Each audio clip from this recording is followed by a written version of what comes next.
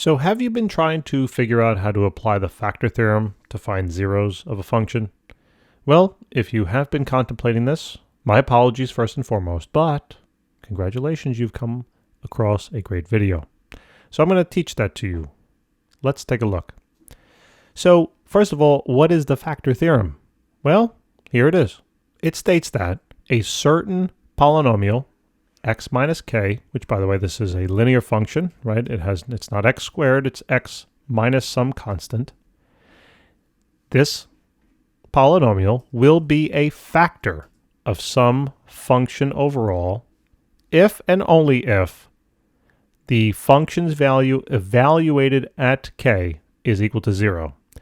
In other words, remember, this is kind of partially like a remainder theorem type of example, where if you find k and you plug it into your original function and it's equal to 0, this is telling you the remainder value, all right, that the remainder is 0. So in other words, the factor theorem states that if you have a factor and when you divide this factor, basically, into some original polynomial function and you get a remainder of 0, well, by gosh, by golly, this is a factor, right? Or this is a factor, whatever you were given, all right? So what we're going to look to do first is I'm going to look to identify then in this function or in this polynomial what the value of k is. So you can do this in a couple of ways. What you can do is you can try to set this up to make it match this form. Now, all you would have to do that would be to, first of all, this is a positive and that's a negative, so that's a problem, right? Somehow you got to convert the negative positive sign into a negative. But yet, it still has to be positive overall, so what's going to actually happen to your 3 is that you're also going to flip the sign of the 3. So if you flip this sign, you got to flip that sign because the negative times a negative is a positive, and now you're saying the same thing as you did before, right? This is the same as that. But if you notice, this is now in the form of x minus k. So your k value here is going to be a negative 3. All right, k is going to be equal to negative 3. Now that's all fine and dandy. The way I really like to do this is I just like to take this linear function, whatever it is, set it equal to 0, and then just solve it for x. And whatever x then is equal to, it's basically equal to your value of k. It's just so much easier. So this is k, as you can see.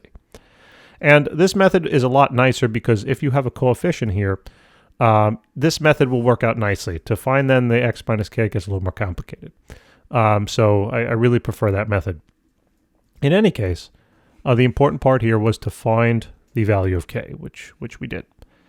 Now what you can do is you can take this then value of k, negative 3, all right, and you're going to plug it in as it says here. You're going to plug in your k value into the original function.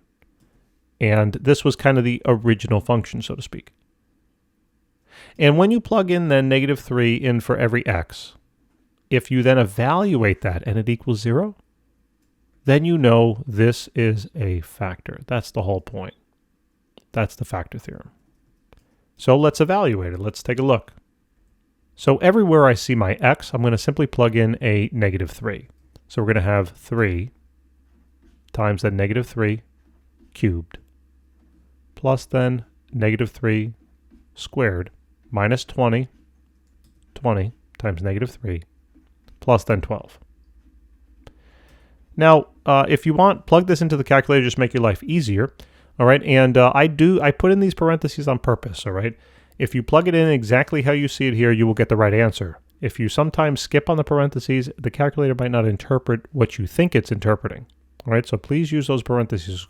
So it's going to be 3, multiply them by negative 3, close the parentheses, and raise that to the third power. Then you're going to do plus, parentheses, negative 3, and that's going to be squared. Then you're going to do minus 20, open parentheses, then basically times negative 3, and then add 12 to it. And what do you get? 0. So it's nice that they gave this to us, right? And they're giving this to us on purpose because they're making the problem work. But what we found now is that when we plugged in our value of k in for every x, this evaluated to 0. And what that means is that I have 0 remainder when you divide this thing into that. And when I have 0 remainder, what that tells me then is that this is indeed a factor. I almost said function. A factor. Okay, this is a factor of then this polynomial. Okay, and remember, once you know a factor, to find the 0, all you have to do is then set it equal to 0 and solve it for x, right? Because you're trying to evaluate the function when the function's overall value is 0. And you already realize that the k value you plugged in, the -3, gave you a 0 value. All right. So remember, though, what you do is you take that factor x plus 3, set it equal to 0, solve that for x, and that is then one of your zeros. All right. So if you notice, the k value is basically a 0. So let's just put that on over here for now. All right. Let's clean this up a little bit. And now this is, by the way, a very long-winded way to go about this problem. I would never do it this way in reality. But we have to learn how to apply the factor theorem. So yeah. In any case now, what would we do now? So now that I know that this is indeed a factor, what I'm going to do is I'm going to take this factor and divide it into then this original polynomial function. And I'm going to see what's left over. I'm going to see what that equals. All right. In other words, this is what I'm setting up now for myself. I'm going to do 3x cubed plus then x squared minus 20x plus 12. And I want to divide that then by the factor of x plus 3. Now, when I do this, I'm going to get some polynomial function as an answer. And this, you have to know, looks very similar to and identical, basically, to doing a division of polynomials, right? Either you can use long division on this now or synthetic division. The reason being is you can use both because this denominator is a linear function. If this was like x squared, forget about your synthetic division. Don't even think about it. You got to do long division. To save us a little time, though, I'm going to do synthetic division on this. So take a look. Bam. So I make my table, and I know how many columns I need in my table by simply taking the highest power of x in your numerator and adding 1 to it. So I need 4 columns. All right.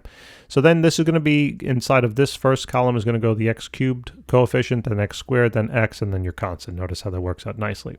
So when you look at the coefficient of the x cubed term, it's a 3. Plug that in. The coefficient of the x squared is a 1. Coefficient of the x. How did I miss the x there? I don't know, but I did. So there's an x. Sorry about that. It's going to be -20. And then there's going to be a 12. Cool. Then what you need to do is you have to fill out this space. And the way we do that is based by plugging in our k value, so to speak, right? So you take this, set it equal to 0. We already did this, but I'm going to do it again. All right. Solve that for x, and obviously x is then -3. So you're going to plug that value on in here. So -3. Then you're going to follow the following series of steps. Drop the 3 straight down. That's why there's a red box there. Then take whatever the bottom number is and multiply it by the outside number. So that's going to be a -9. Add those 2 on up, and that's going to become a -8. Then you repeat the process. Take the bottom number, -8, multiply it by a -3. That's going to be a +24. All right, add that column on up, and that's going to leave you with a +4. And then what you're going to do is take this and multiply it by that, right? And that's going to become a -12. Add these on together, and oh, look, it's 0, right? Oh, look, it's 0. And this is kind of, if I didn't have to apply the factor theorem, this is kind of what I would, more or less do. I wouldn't necessarily... I would just use synthetic division right off the bat, realize that the remainder is 0, and I would still kind of use the factor theorem, but I wouldn't have to kind of go about this roundabout way to go about it. I would simply then be able to conclude that if I divided x plus 3 on into this polynomial and the remainder is 0, then I know this is indeed going to be a factor, and therefore I can find the 0. So, and actually, now that I think about it, we probably could have just done that off the bat, but what are you going to do? Sometimes we take the scenic way. I kind of used the remainder theorem to help us out, but it kind of made it a little longer. But, I apologize. Sometimes, though, knowing a couple of ways to go about a problem is beneficial. So, what do these now values mean at the bottom of your synthetic division? Well, this represents always the value always to the right represents the remainder. Then this represents the constant. This will then represent x. That's x squared. These are all the coefficients. And if you kept going, right, this would just keep going. Blah, blah, blah, blah, blah, blah, blah. So basically now what I realize is that when I do this division, what the result is, it's going to be now 3x squared minus 8x plus 4. For some reason I plugged in C because I looked down there. But that's the result, okay? Now, if we notice, we have a nice quadratic function. And quadratic functions, we know how to find the zeros of very easily. Okay, we know how to do this. Now you can sometimes when there's no coefficient in front of the x squared, you can simply think about it as two numbers that multiply to 4 but that add to -8. You can't do that because this is not a 1.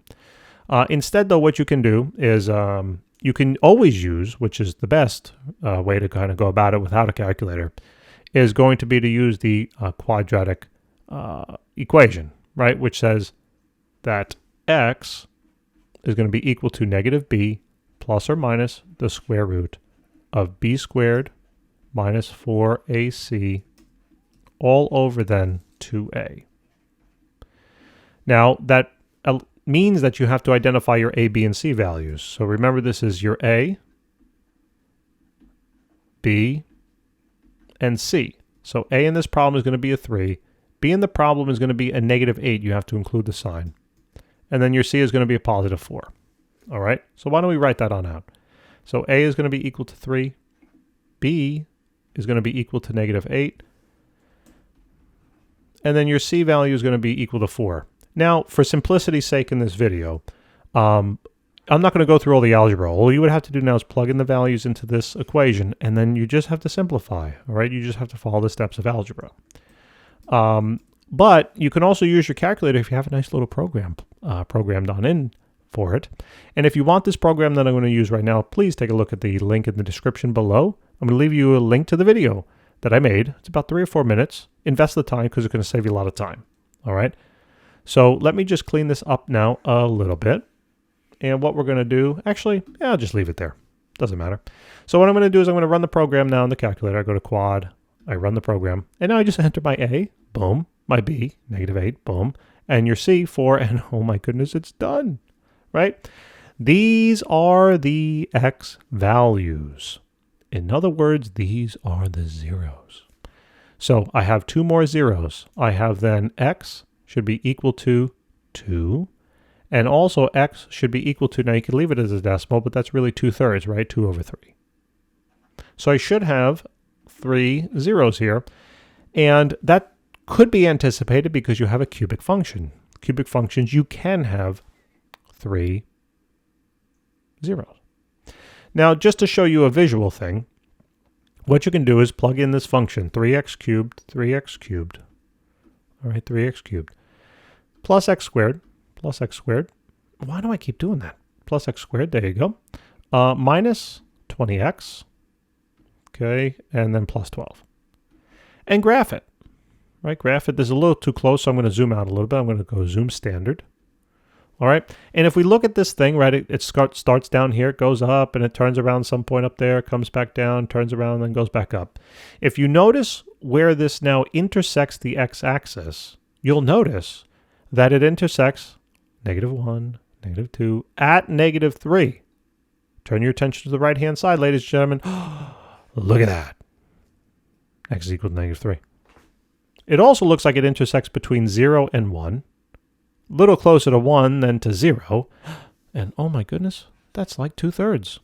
And then it also looks like it intersects at 2. And look, there it is. All right, so that's how you kind of apply the factor theorem to do this on out. This factor theorem kind of works nicely when they give you a factor and you have a cubic. The reason being is because when you do this division, you'll always end up with a quadratic. And then when you end up with a quadratic, you have a nice, beautiful way to always solve it, you know, if you don't have a calculator. Or you can use a program like I have in the calculator. All right, just take a look at the link in the description below. And you don't even necessarily need, I mean, you can also use another tool. You can use the second calc tool to find where this thing intersects the x-axis, right? I'll show you very quickly.